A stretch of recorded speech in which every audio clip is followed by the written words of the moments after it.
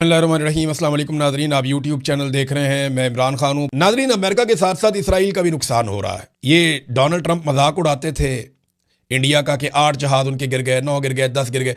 तो economic times ने लिखा कि डोनाल्ड ट्रंप भारत को कहते थे कि उनके 8 जहाज गिर गए, तो उधर 3 हफ्ते के बाद अमेरिका के अपने 16 जहाज मुख्तलिफ रिपोर्ट्स के मुताबिक गिर चुके हैं। तो अब अमरीकी मीडिया भी डोनाल्ड ट्रंप का मजाक उड़ा रहा है। उधर ईरान ने इसराइल का एक और तैयारा गिरा दिया है F-16, और इसका दावा भी किया गया। अच्छा, एक चीज और है जो ईरानी फौज के तर्जुमान कर्नल इब्राहिम ने कही है। कर्नल इब्राहिम जुल्फिकारी को आप देख रहे हैं, गुज़िश्ता चंद दिनों से बड़ी संजीदा तरीके से आकर बात करते हैं। ना वो आंखें मारते हैं, ना वो गंदे इशारे करते हैं, ना वो गाली देते हैं, ना वो बड़के मारते हैं। वो आते हैं और प्रोफेशनल तरीके से अपनी बात करते हैं और चले जाते हैं। उनके हथियार बोलते हैं, जंग में उनकी कामयाबी बोलती है। अब वो ये कहते हैं कि ईरान अब पहले से ज़्यादा जारे हो चुका है। 3 हफ्ते तक दुश्मन की एक एक कमज़ोरी को देखा गया है। अब वो क़यामत ढाएंगे कि इसराइल सारे जराइम और मुजालिम भूल जाएगा। और कल का दिन जो है वो इस बात का सबूत भी है। कल बहुत मारा ईरान ने इसराइल को। इसराइल ने पूरी कोशिश की इंटरसेप्ट करने की उन मिसाइलों को, लेकिन वो जाकर गिरे हैं और उसकी वजह से पूरा इसराइल लड़स गया है। वो लोग जिनका जंग के लिए कोई कसूर नहीं है वो भी इसको भुगतेंगे। ईरान ने जोहरी तनसीबात के ऊपर जो है वो उनके करीब अटैक किया है, और ये जो एक शहर है ईरान का दिमोना, यहाँ पे ईरान ने हमला किया। और पहले इससे ईरान के शहर नतंस पे जोहरी तनसीबात पर इसराइल और अमेरिका ने हमले किए थे। देखिए, कुछ ममालिक ने ईरान से रब्ता किया है, मुबैना तौर पे जापान भी उनमें से एक बताया जा रहा है। उन ममालिक ने ईरान को यकीन दिलाया कि आप आबनाए हुर्मत से हमारा तेल गुजरने दें, हमारे ऑयल टैंकर आप जानने दें, हम आपकी शर्त के मुताबिक चाइनीज करेंसी के अंदर पेमेंट कर देते हैं। अब ये ट्रिलियंस ऑफ डॉलर्स का अमेरिका का सालाना नुकसान हो जाएगा अगर ये ट्रेंड चल पड़ा दुनिया में। तो ये है अमेरिका की परेशानी। एक कहावत है ना उर्दू में, खाया पिया कुछ नहीं, गिलास तोड़ा भरा ने। तो अमेरिका को लेने के देने पड़ जाएंगे, ये भी कहावत है। वो कैसे? देखें, ये तो जंग लड़ने गए थे मफाद के लिए, अपने फायदे के लिए कि अरबों डॉलर कमा लेंगे दोबारा से, और इसराइल हमेशा के लिए महफूज भी हो जाएगा। गाजा के अंदर भी अपना प्लान जो है उसको अमल दरमद कर लेंगे, और अरबों के ऊपर भी एक धाक बैठ जाएगी, पूरा निज़ाम एक बन जाएगा। और डोनाल्ड ट्रंप अमेरिका के अंदर उठने वाले पॉलिटिकल मामलात या एप्स्टीन फाइल या ऐसी चीज़ों से भी मुबैना तौर पे बच जाएंगे। दिमाग में तो ये था, गेम पड़ गई उल्टी। हुआ ये कि ईरान ने आगे से मारना शुरू कर दिया, और अब जो ईरान ने शर्त रखी है, अगर इस शर्त के ऊपर बाकी ममालिक आ जाते हैं और आपने हुर्मस नहीं खुलती, यानी वो नॉर्मलाइज करते हैं, ठीक है जी आप चीनी करेंसी के अंदर पैसा दें, हमें उसकी आप इनवाइस दिखाएंगे, आपने चाइनीज करेंसी के अंदर पेमेंट कर दी है, ले जाएं, आप ले जाएं अपने टैंकर, आपको नहीं रोका जाएगा। अगर ईरान ये करने में कामयाब हो गया तो ये ट्रेंड चल पड़ेगा। फिर रशिया जो है वो अपनी करेंसी के अंदर पेमेंट करवाएगा, चाइना अपनी करेंसी के अंदर पेमेंट करवाएगा, और आहिस्ता आहिस्ता यूरो के अंदर पेमेंट होगी, बाकी तो डॉलर नीचे जाए। डॉलर अगर नीचे चला गया आलमी सतह के ऊपर, या डॉलर के अंदर, या पेट्रो डॉलर की जो टर्मिनोलॉजी है ये अगर इफेक्ट हो गई, तो फिर अमेरिका का जो सुपर पावर का स्टेटस है वो खतरे में पड़ जाएगा। एक नया वर्ल्ड ऑर्डर आ जाएगा। अकेला पहलवान बना हुआ ना, तो डॉलर चला रहा है पूरी दुनिया को। तो यहां पे ये खतरा है जिस वजह से डोनाल्ड ट्रंप की फ्रस्ट्रेशन बढ़ती जा रही है। वो कह रहे हैं जी 48 घंटे का अल्टीमेटम दे रहा हूं, खोलो, नहीं तो तबाही फेर देंगे। ईरान ने कहा तबाही फेरो, हम भी तबाही फेर देंगे। ये है जनाब अब तक की सूरत हाल, और ये तबाही ऐसा लगता है कि फिर जाएगी। अब ये मामला हल होता हुआ दिखाई नहीं दे रहा। वजह यह है कि सऊदी अरब ने 24 घंटों के अंदर अंदर अल्टीमेटम दिया है ईरानी सफारतकारों को कि हमारा मुल्क छोड़कर चले जाओ। अब यहां से आप अंदाजा लगा सकते हैं कि सूरत हाल कितनी कशीदा है। सऊदी अरब ने ईरानी सफीरों को कहा कि नापसंदीदा शख्सियात निकले हमारे मुल्क में से बाहर, और साथ ही साथ एक इत्तेहाद हुआ है आइली मीडिया में, बहरीन के मीडिया में और यूएई के मीडिया में। उनका चैनल 12 है और यहाँ पे भी चैनल हैं, इन्होंने मिलकर एक आपस में इत्तेहाद भी किया है, यानी मीडिया का भी एक नॉर्मलाइजेशन हुई है, एक दूसरे को तस्लीम करके इकट्ठे काम करना शुरू किया है। ये भी हो गया। दूसरी तरफ अरब अमारात जो है वो भी ये इंदिया दे रहा है, और सऊदी अरब से भी ये खबरें आ रही हैं कि अब बाकायदा एलानिया तौर पे यहाँ पे अमेरिकन को ऑपरेशंस की इजाज़त दी जाएगी कि यहाँ से ऑपरेट कर सके, क्योंकि ईरान हमारे ऊपर अटैक करता है, उनका ये कहना है। तुर्की जो है उसके भी स्टेटमेंट्स थोड़े थोड़े से अब बदले हुए दिखाई दे रहे हैं। तो ऐसा लगता है कि अरब ममालिक से अब ईरान के ऊपर अटैक होगा, और पाकिस्तान को इस लड़ाई में उतरना पड़ जाएगा। पड़ क्या जाएगा पाकिस्तान की, तो ऐसा लगता है ख्वाहिश है कि वो इस लड़ाई में उतर जाए, क्योंकि जहाँ डॉलर वहाँ पे हमारी लड़ाई होती है। अमेरिका डॉलर देता है तो हम मुजाहिदीन बना देते हैं कि जनाब ये तो मुजाहिदीन है, ये तो कमाल लोग हैं। अमेरिका दोबारा डॉलर देता है तो हम कहते हैं नहीं ये तो दहशतगर्द थे, और फिर डॉलरों की लालच आती है तो हम उनको लाके पाकिस्तान में बसा देते हैं। फिर डॉलर की लालच आती है, हम उनके ऊपर बमबारी शुरू कर देते हैं। तो हमारा तो जनाब डॉलरों के साथ है मामला, डॉलरों के बगैर नहीं है। ईरान हमें डॉलर देता तो हम ईरान के साथ खड़े हो जाते, ये भी हो सकता था। लेकिन अभी एक अजीब ट्रेंड पाकिस्तान में मैंने देखा कि कल क्योंकि ईद का दिन था तो ईद के दिन ईद की नमाज पढ़ाई उलमा इकराम ने। तो पाकिस्तान भर की मसाजिद से ये बात रिपोर्ट हुई और हर जगह से दोस्तों ने बताया कि पूरे पाकिस्तान में मसाजिद में उलमा इकराम ने ईरान की फतह के लिए दुआएं मांगी हैं, ईरानी कौम के लिए दुआएं मांगी हैं और ईरान के हक में दुआएं मांगी है पूरे पाकिस्तान की मसाजिद में उलमा इकराम ने। अब सवाल ये पैदा होता है कि हमारी मिलिट्री एस्टेब्लिशमेंट हमारे मुल्क को एक ऐसी लड़ाई में ले जाना चाहती है या एक ऐसे मुल्क के साथ लड़ाई में ले जाने की बात कर रही है जिसके लिए पाकिस्तान की कौम दुआएं मांग रही है। यानी अगर पाकिस्तान ईरान के साथ लड़ा या ईरान के खिलाफ लड़ा तो यानी पाकिस्तान न्यूट्रल भी रह सकता है ना इस लड़ाई में। दोनों बरादर इस्लामी मुल्क हैं, ठीक है, आप दोनों आपस में ना लड़े, हम ये कह सकते हैं, हम सालसी का किरदार अदा कर सकते हैं, वो तो सबसे अच्छा है। लेकिन अगर ये दोनों लड़े तो अगर अब एक तरफ से खड़े हो गए तो मुसीबत बन जाएगी, क्योंकि जो दूसरी तरफ है उसको तो इसराइल और अमेरिका भी मार रहे हैं। इसलिए कौम की हमदर्दियां उनके साथ है। ईरान के साथ कौम की हमदर्दी इसलिए नहीं है कि कोई शिया सुन्नी का मामला है, नहीं, ईरान के साथ कौम की हमदर्दी इसलिए है कि ईरान को मारने वाले अमेरिकन और इसराइली है और पाकिस्तान की एस्टेब्लिशमेंट ने सारी जिंदगी कौम को यह बताया कि इसराइली भी बहुत बुरे हैं और अमरीकी भी बहुत बुरे हैं। अब कौम के दिमाग में वो बात बैठ गई है तो कौम कह रही है कि अगर वो इतने ही बुरे हैं तो आज ईरान उनसे लड़ रहा है तो आप ईरान से क्यों लड़ने जा रहे हैं। तो ये कौम जिसके लिए दुआ कर रही है ये उसके साथ लड़ने जा रहे हैं। ये बड़ा महंगा काम पड़ जाएगा और बहुत अजीब काम हो जाएगा। नादरीन, ईरान ने एक चीज पे और खबरदार किया है और इसके ऊपर बीबीसी की रिपोर्ट भी है। ईरान ने कहा कि अगर अमेरिका ने खार्क जजीरे के ऊपर हमला किया तो ईरान बहेरा अहमर और आबनाए बादल मंदब इन दोनों को भी गैर मुस्तहकम कर सकता है। अब ये बहेरा अहमर कौन सा है? ये रेड सी है। ये बाब मंदब से आगे ऊपर जहां पे नहर स्वेद है ये वहां तक का इलाका है समंदर का।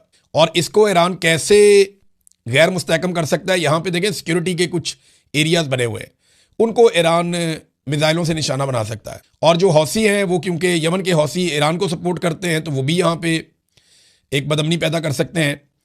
तो तेल की तिजारत मज़ीद मुतासिर हो जाएगी कि जो अल्टरनेटिव थोड़ा बहुत तेल निकलता है या कोई उनका है बंदोबस्त वो भी ख़त्म हो जाएगा। तो ईरान ने यह कहा कि अगर अब ये किया गया तो फिर इसके नतीजे में हमारा रद्द-ए-अमल ये होगा। एक और चीज़ जो ईरान के स्पीकर ने की, कालिबाफ, उन्होंने जो स्टेटमेंट दिया, उन्होंने कहा जी इसराइल की फ़िज़ा अब दिफा के बगैर है। यानी ये दफाई निज़ाम था उनका, फ़िज़ाई दफाई निज़ाम, वो अब बहुत कमज़ोर है, ख़त्म हो गया। तो जो पहले से तयशुदा अहदाफ हैं उनको निशाना बनाने का वक्त अब आ चुका है, ये जनाब उन्होंने कहा, कालिबाफ ने। तो ईरान के लिए अब वो टारगेट ईजी हैं जो कल तक बहुत मुश्किल थे। एक और खबर है नादरीन, और ये बड़ी अहम खबर है। ये दावा किया गया कि 4000 मील दूर ईरानी मिसाइलों ने जाकर एक अटैक किया है और ये जो अटैक किया है ये अटैक डिएगो गार्शिया के इलाके में किया है। वहाँ पे एक जजीरा है जो बरतानिया का है।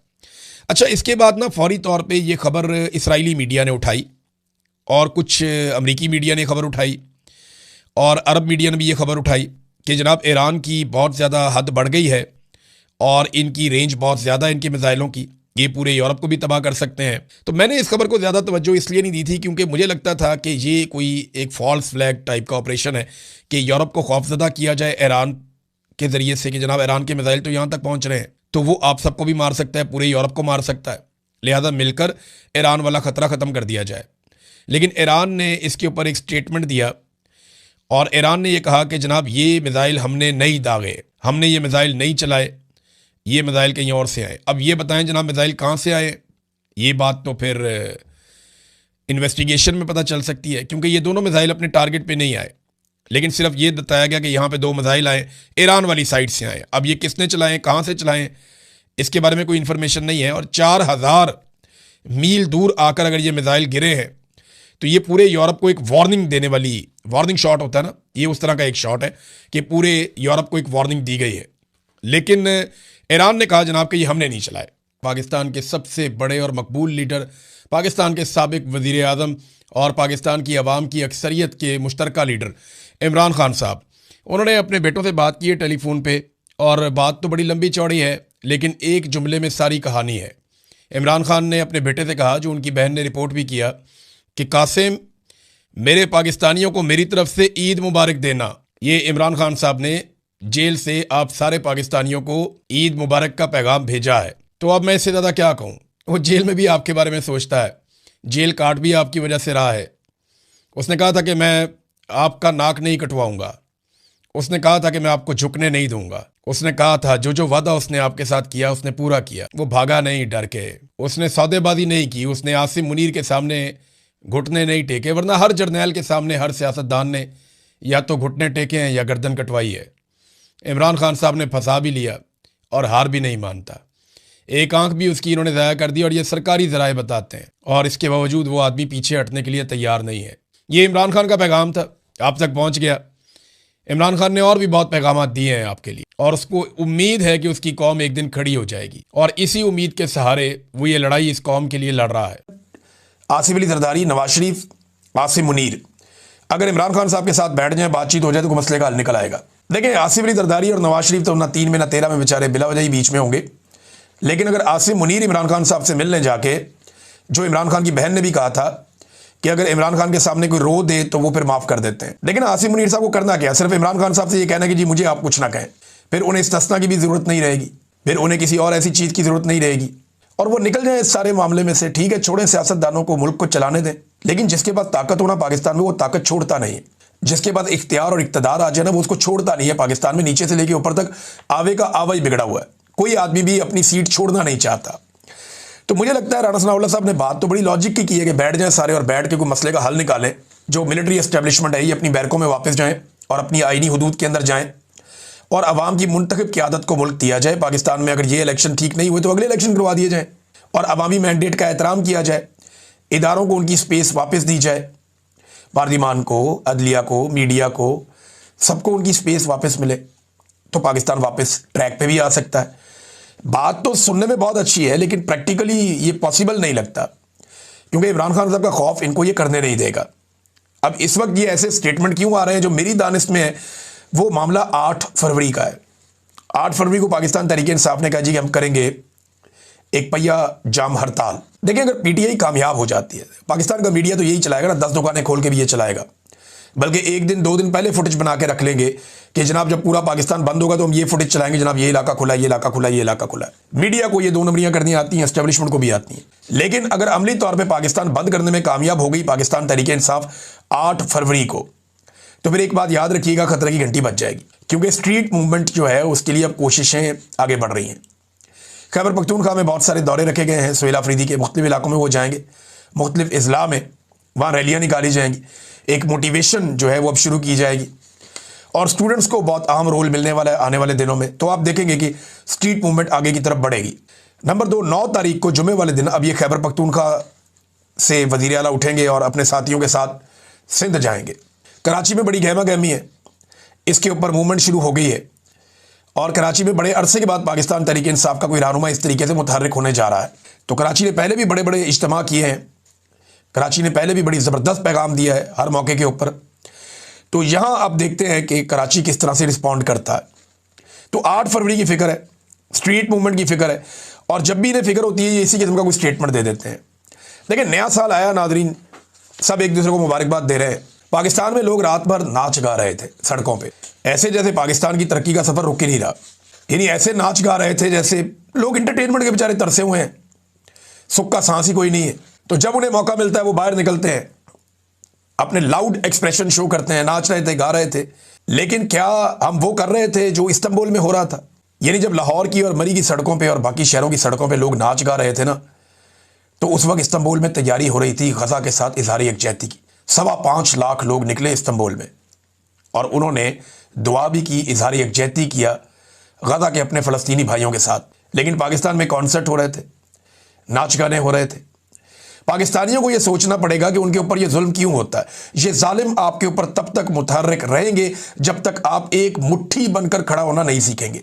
गानों पे झूमने से बेहतर है कि आप एक दफ़ा दमादम मस्त कर अंदर करें और अपना हक मांगें, क्योंकि आपके हक के लिए सिर्फ लीडर की जिम्मेदारी नहीं है कि वो लड़े। कभी नवाज शरीफ लड़े, कभी बेनज़ीर लड़े, कभी जुल्फ़िकार दी भुट्टो लड़े, कभी कोई और लड़े, आज इमरान खान लड़ रहा है वो लड़ाई।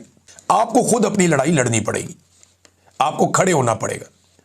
पाकिस्तानी जब तक खड़े नहीं होंगे तब तक लीडर जितनी मर्जी कुर्बानियां देते रहें, पाकिस्तान आगे नहीं बढ़ेगा। एक दफ़ा पाकिस्तानियों को खड़ा होना पड़ेगा, निकलना पड़ेगा बाहर, जैसे कौमें निकलती हैं।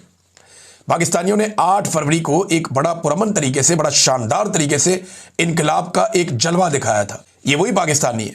इन्हें एक मरतबा फिर पुरअमन तरीके से एस्टेब्लिशमेंट को बताना पड़ेगा कि हमारे पास दूसरा तरीका भी है और हम इससे इस्तेमाल भी कर सकते हैं, और बड़े पुरअमन तरीके से हो जाएगा। इनकी तबीयत सेट हो जाएगी अगर एक दफ़ा पूरा पाकिस्तान बाहर आ जाए तो, और पाकिस्तान बाहर अल्टीमेटली आ ही जाएगा, क्योंकि पाकिस्तानियों का मुकाबला को बहुत अक्लमंद लोगों से नहीं है, वो भी बड़े एवरेज किस्म के लोग हैं। शहजाद अकबर साहब के घर पे एक और हमला हुआ है, और ये 31 दिसंबर की रात को ये हमला हुआ। शहजाद अकबर साहब को मैंने फ़ोन किया, मेरी उनसे बात हुई, उन्होंने मुझे बताया एक्चुअली वो अपने घर में नहीं है, पुलिस ने उनको रीलोकेट किया हुआ है और उनके घर से उनको हटाया हुआ है। कुछ फोरेंसिक वालों का काम चल रहा था, कुछ इन्वेस्टिगेशंस चल रही थी, और इस बीच में उनके घर के ऊपर मुबैना तौर पे एक और अटैक हो गया। जब मेरी शहजाद अकबर साहब से बात हुई तो उन्होंने कहा जी पुलिस इसकी तहकीकात कर रही है, और अब तक की जो मालूमात हैं, घर के ऊपर अटैक किया गया है और ये पैगाम दिया गया है कि जो लोग पीछे आ रहे हैं, जो लोग ये करना चाह रहे हैं, उनकी जानिब से ये एक सख्त पैगाम है कि वो पीछे हटने वाले नहीं हैं। अब ये बहुत हैरान कुन है, एक हफ्ते में दूसरा अटैक, ये बरतानवी पुलिस के लिए भी बहुत बड़ा चैलेंज है, और उनके लिए बड़ी शर्मिंदगी की बात है कि जो हमलावर हैं वो शायद पुलिस को भी खातर में नहीं ला रहे। बरतानिया में बैरिस्टर शहजाद अकबर के घर पे नामालूम अफराद का हमला और जलाने की कोशिश।